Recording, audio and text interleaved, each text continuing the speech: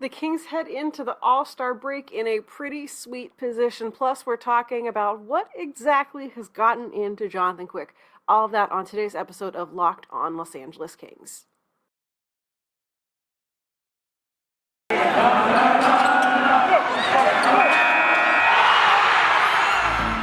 You are Locked On Kings, your daily podcast on the Los Angeles Kings. Part of the Locked On Podcast Network, your team every day.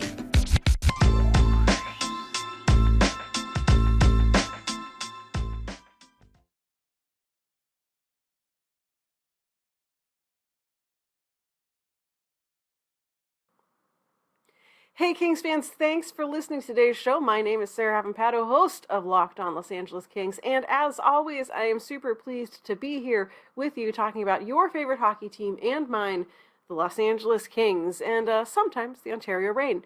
On today's show, I am super excited. We're going to be talking goalies with Jay Forster from Locked On Blue Jackets because not only does he cover hockey, not only does he cover the Blue Jackets, but he's a goalie in real life.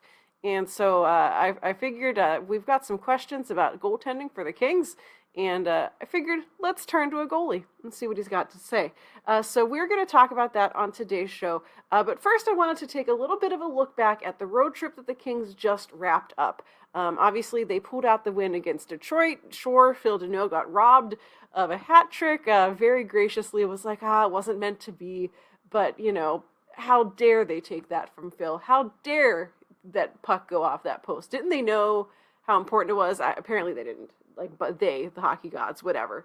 But the important part of that road trip, the road trip that the Kings went on all through the East, left them in a pretty good place, sitting currently at second in the Pacific Division.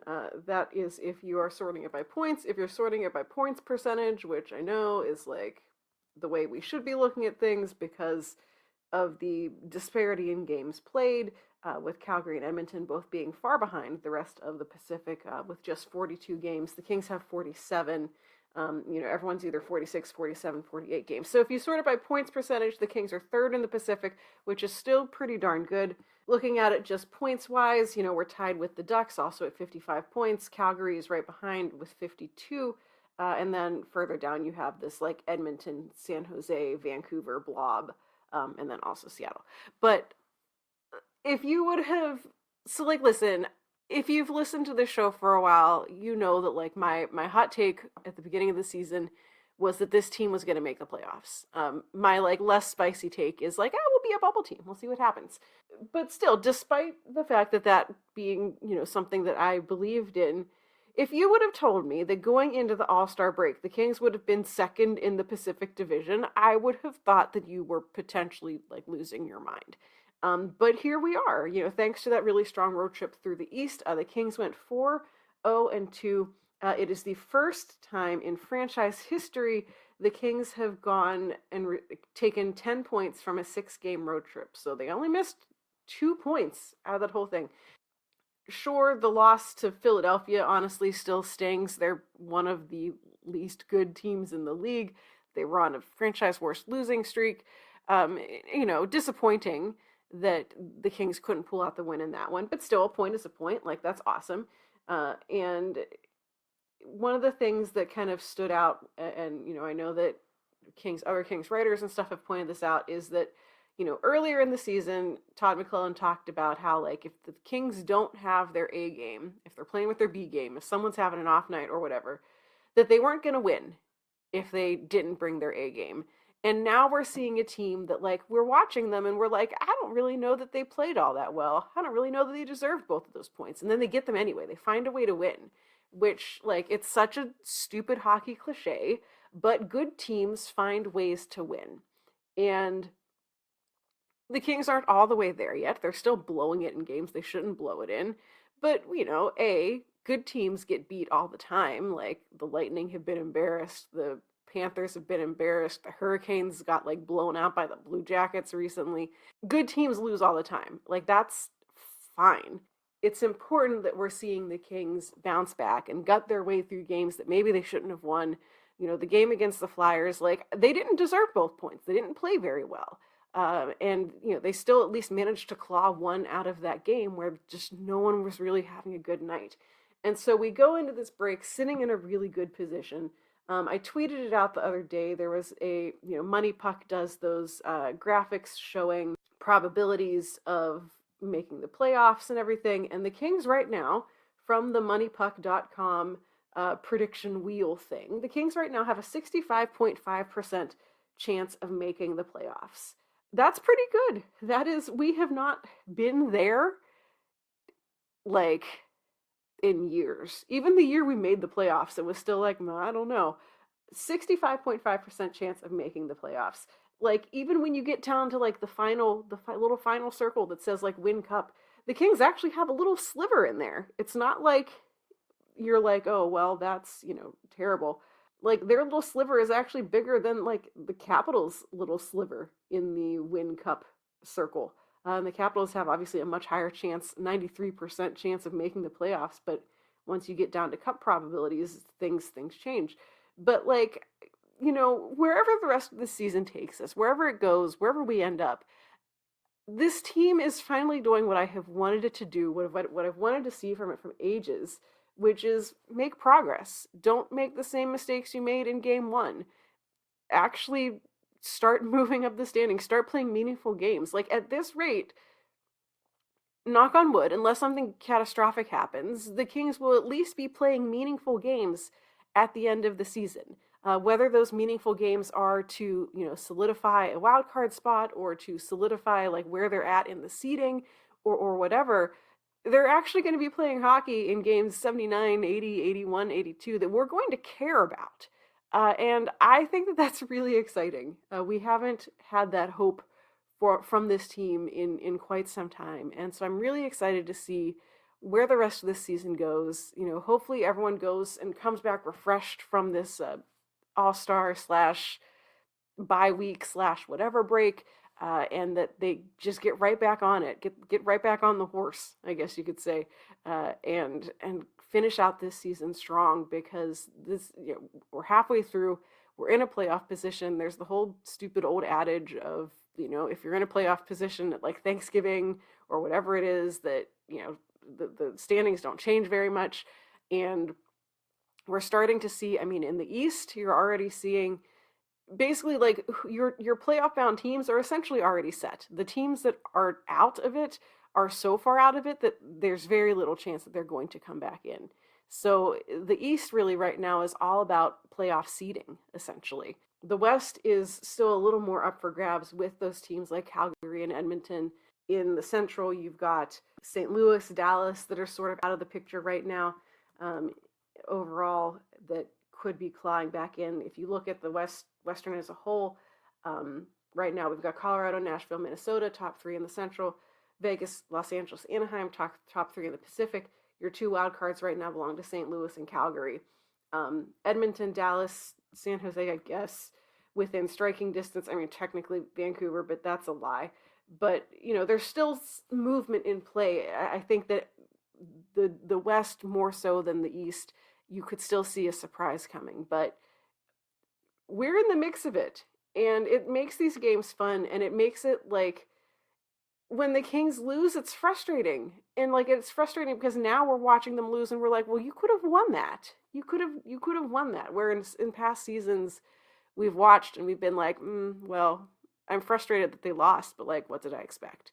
We're seeing slowly the transformation of this team into a team that is, like I said, going to play meaningful hockey. And I am, for one, really excited about that. Of course, we're going to keep an eye on the standings. We're going to keep seeing what happens, especially as other teams return to play before the Kings do. Edmonton and Calgary are going to be making up a lot of those games that they missed coming up in the near future. So we'll have a better understanding of what the picture is going to look like in the standings once they start catching up on games. But I think this is a really fun, exciting time for all of us, and I can't wait to see where we go from here. Up next, we are talking about goaltending. We're talking about Jonathan Quick. That is coming up right after this. But first, I want to talk to you all about Built Bar. It is, of course, the new year, and maybe you're someone who has decided to cut out the junk food or exercise or eat better or snack less or snack better.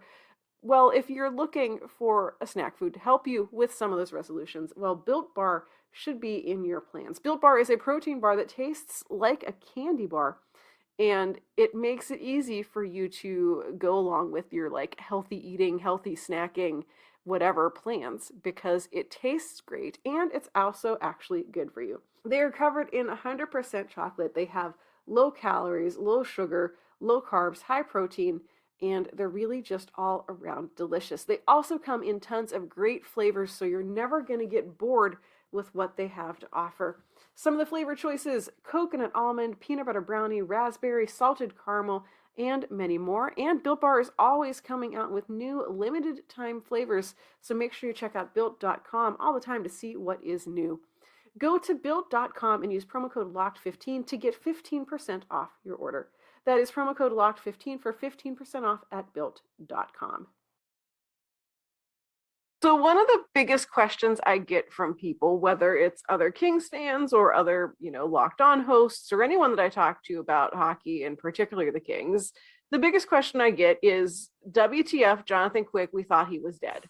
And I have like vague answers to that, but at the end of the day, I am just a mere hockey writer, podcaster person. I am not, privy to the secret mysteries of the goaltender position and feel like maybe it'd be cool to hear from someone who actually knows what they're talking about in terms of what goalies do. And so I phoned a friend, called a little bit of a favor, and you may know him as host of Locked On Blue Jackets and occasional guest Locked On Kings host whenever, my life implodes.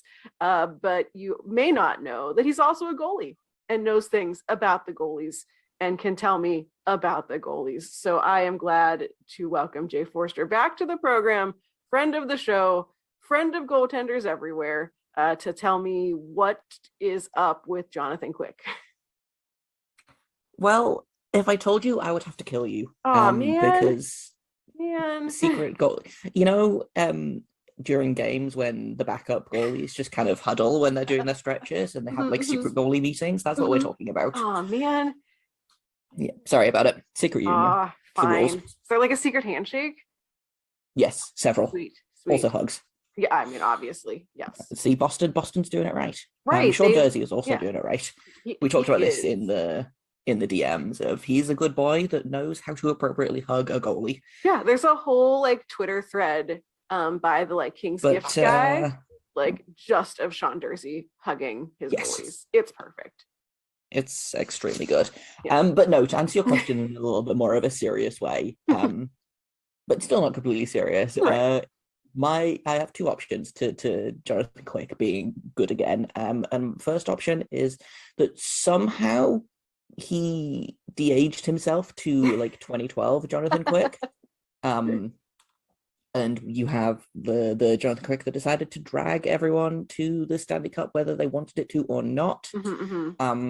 But on an actual serious note, he's playing a different kind of style this season. We talk a lot about Jonathan Quick, and my favorite thing to say about Jonathan Quick is he's like a cat with a laser pointer.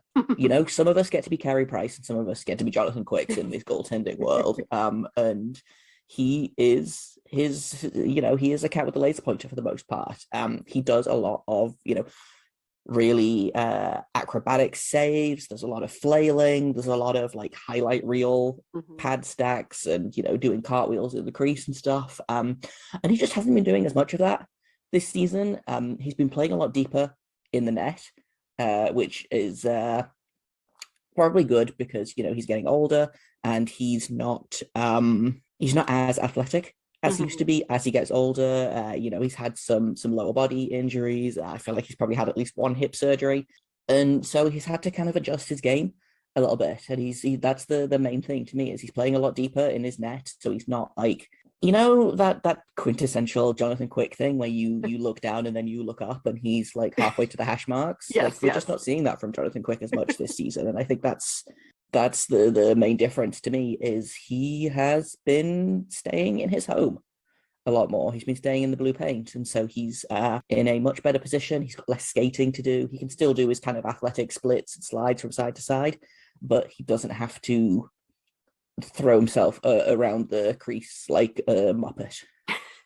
Yeah, and I feel like that's been one of the biggest things that I've noticed is, I always say kind of semi-jokingly that like Jonathan Quick gives me anxiety because like you said, like you look away from the game for like 2 seconds and then you look back up and he's off to the hash marks, or he has like had to just lunge the entire way across the crease to do something. And I'm noticing a lot less of that. It seems like there's just a lot more control and like smarter choices that he's making as opposed to the like, oh crap, gotta go kind of stuff that we've seen before. Yeah, for sure. It's very much like, how when a skater gets older and, their speed starts to go, they have to figure out a way around that to continue to be effective. And it's kind of the same story with Jonathan Quick. He's not, how old is Jonathan Quick? Like 30 through 33? 30. Maybe a little bit older. He's just not capable of doing that kind of thing anymore. And so I don't know whether it's a goaltending coach thing or whether it's something that he's kind of figured out by himself. Yeah. But he's adjusted his game, which is really fun to see. He's a much less anxiety-inducing goaltender. And it's strange. He looks simultaneously the most like his old self and also the least like his old self, if that makes sense. He is 36, turned 36 in January. 36 is too old to be doing the splits, right? So I respect him for realizing that he can't do that anymore. Right. Again, like I stepped off a flight of stairs wrong in like September and my ankle still hurts from it, and he's out there doing splits and stuff, which is wild. More with Jay coming up after this, but first, BetOnline has you covered this season with more props, odds, and lines than ever before as football continues its march through the playoffs right on down to the big game coming up right around the corner. BetOnline.net remains the best spot for all of your sports, scores, podcasts, and news this season. And it's not just football. BetOnline has up-to-the-minute information on pro and college hoops, NHL, boxing, UFC, along with live, real-time updates of all current games. So don't wait to take advantage of all the new and amazing offers available for the 2022 season. Go to BetOnline. It is where the game starts.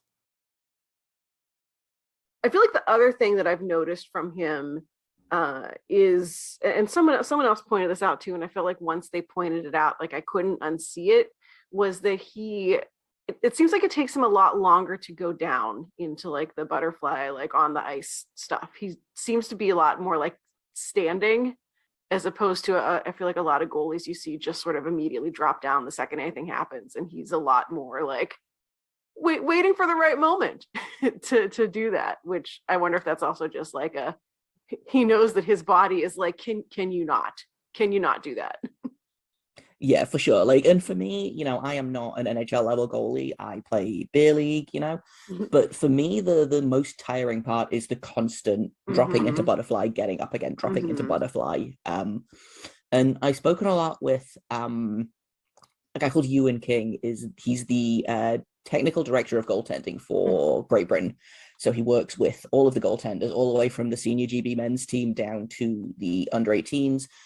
He does a lot of work in the NIHL over here, and I've been lucky enough to kind of do some work with him and talk to him a lot about this kind of thing. And the thing about when a goalie drops a lot, it's usually a sign of almost like a lack of confidence in themselves. They are worried that the puck will sneak in, and so they drop, and that's when it opens up all of the space up top. And so the fact that Jonathan Quick is willing to kind of stand there and just take the shot standing is, I think, a sign of how confident he is in his game, which does kind of, mesh with what we know of Jonathan Quick in that, he is a fairly excitable goalie, shall we say. But he also, to me, has been a fairly confident goalie. He's always known that he's good, and so I think that's part of it. I think again, partially it's both simultaneously like a sign of confidence and also, like you say, it's Going into butterfly and getting up again it just wrecks the muscles in your legs. Like Yeah. the lactic acid builds up like nobody's business. So yeah, if I was Jonathan Quick and I was, the wrong side of 35, I also would be standing up all of the time. I feel like the only like phrases I can think of to describe that sort of like confidence and then also like acknowledgement of your own limitations. None of them are like Tegna podcast friendly. Thank you so much to Jay for joining the show and talking with me all about goaltending. We've got more from him coming up next week, so make sure you come back on Monday and learn a little bit more about the goaltending position and why goalies go on their crazy adventures away from the net, a thing that frustrates you and me and like basically everyone I know. If you want to hear more from Jay, you can go find Locked On Blue Jackets at LO_Blue Jackets on the Twitters. You can find the podcast wherever you get your podcasts. And we'll also be hearing from Jay a little bit later as well because he covers the Reign. He covers the Ontario Reign for Field Pass Hockey. So we'll be talking with him about what we're seeing from the Kings AHL team. This weekend, I'm actually going out to Grand Rapids as the Reign finish up their road trip before their what should have been the All-Star break, but now it's just going to be a break. So I will be reporting back to you on the Friday and Saturday games from the Reign to see what they're up to and how things end up for them. So make sure you check in on Monday. We'll maybe throw in a special episode on Sunday. We'll see. Who knows? Might feel ambitious. I don't know. But we'll be checking in on the Reign this weekend.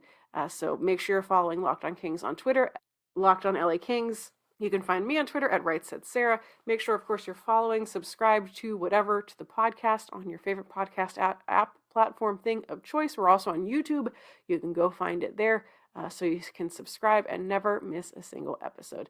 That is it for today. Again, we're going to hear more from Jay next week on the show, and so we'll learn a little bit more about goaltending. Thank you so much for listening, and until next time, this has been Locked On Los Angeles Kings, part of the Locked On Podcast Network, your team every day.